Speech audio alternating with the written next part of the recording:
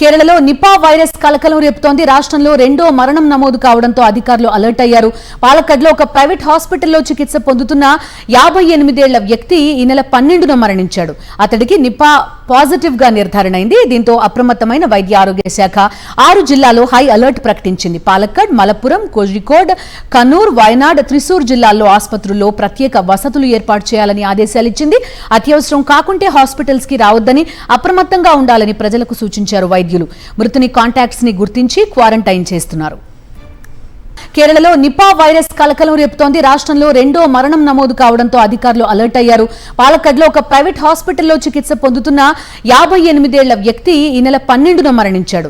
అతడికి Nipah positive గా నిర్ధారణ అయింది. దీంతో అప్రమత్తమైన వైద్య ఆరోగ్య శాఖ 6 జిల్లాల్లో హై అలర్ట్ ప్రకటించింది. పాలక్కడ్, మలప్పురం, కోజికోడ్, కన్నూర్, వయనాడ్, త్రిశూర్ జిల్లాల్లో ఆసుపత్రుల్లో ప్రత్యేక వసతులు ఏర్పాటు చేయాలని ఆదేశాలిచ్చింది.